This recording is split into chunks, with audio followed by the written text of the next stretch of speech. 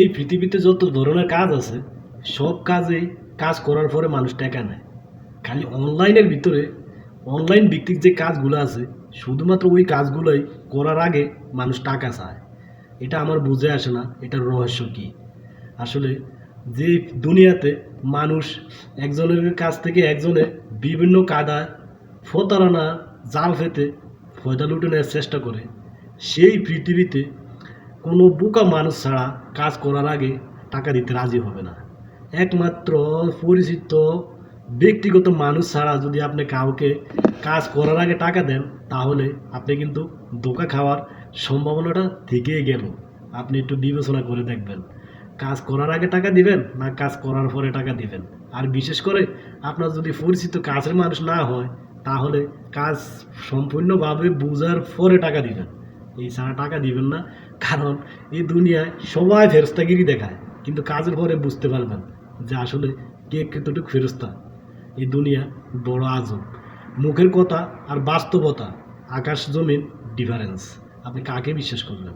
যে দেশে মসজিদের মাইক চুরি হয়ে যায়, মসজিদ থেকে বিভিন্ন সামান চুরি হয়ে যায়, আর সবচেয়ে নিম্ন সামান মসজিদ থেকে জুতা চুরি হয়, আপনি সেই দেশে কাকে বিশ্বাস করবেন?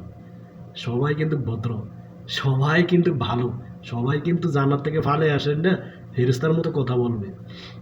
কিন্তু কাজ কারবারে যখন জড়াবেন, যখন ধোঁকা খাবেন, তখন বুঝতে পারবেন মানুষের প্রত্যেকটা ধোঁকায় মানুষকে একটা করে শিক্ষা দিয়ে যায়।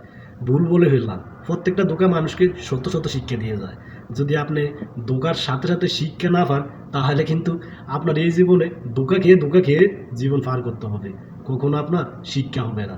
আপনি প্রত্যেকটা ভুল থেকে শিক্ষা নেবেন, প্রত্যেকটা ধোঁকা থেকে শিক্ষা নেবেন। আপনার সহপাঠী, পরিচিত আত্মীয় স্বজন কারোর ধোঁকা থেকে শিক্ষা নেবেন, তাহলে আপনার জীবনে নিজে ধোঁকা খেতে হবে না। কথাটা খেয়াল রাখবেন। আসলে সারা পৃথিবীতে এখন আর মানুষ ফরের হক, ফরের যে একটা হক, এটার হিসাব দিতে হবে, দায় দিতে হবে, দায় মুক্ত হতে হবে, সেটা তোয়াক্কা কিন্তু খুব, মনে করেন 100 মানুষের ভিতরে 1-2 জন করতে পারে, তাও শিউন না। বাকি সবাই সুযোগ ফেলে খেতে বসে থাকে, সুযোগ ফেলে খেতে বসে থাকে। কথাটা মনে রাখবেন।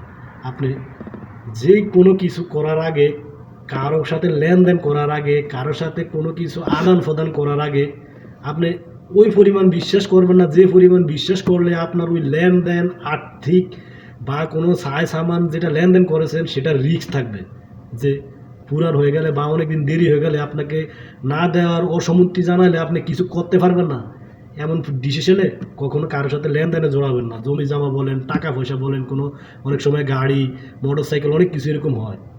আপনি দেওয়ার সময় মানুষকে বলে না কাজের আগে ভাই ভাই, কাজের শেষে হয় সুধীর ভাই, কথার কথা আর কি। ঠিক এমন কাজ করার আগে প্রমাণ, ডকুমেন্ট, দুজন একজন ভালো মানুষ, প্রভাবশালী মানুষ সাক্ষী রেখে কাজ করবেন। না হলে আপনি কিন্তু প্রতিটা কাইকে ফসকাবেন। বহুত দেখছি, চোখের সামনে বহুত দেখছি। আপনার কথা কেউ মূল্য দেবে না এই পৃথিবীতে। আপনার যে পর উপকারী ছিলেন, পর উপকার করছেন, ওটার কোনো মূল্য থাকবে না। যখন আপনার কোনো দামি কোনো সামান বা আপনার টাকা পয়সা নিয়ে একটা ঝামেলা বাইতে যাবে, তখন আর আপনার এই কথার মূল্য থাকবে না, মূল্য থাকবে প্রমাণের। প্রমাণ রেখে কাজ করবেন। আর যে কাজে করেন খুব সতর্কের সাথে করবেন, নাহলে আপনার ঠকে যাওয়ার রিস্কটা থেকেই যাবে।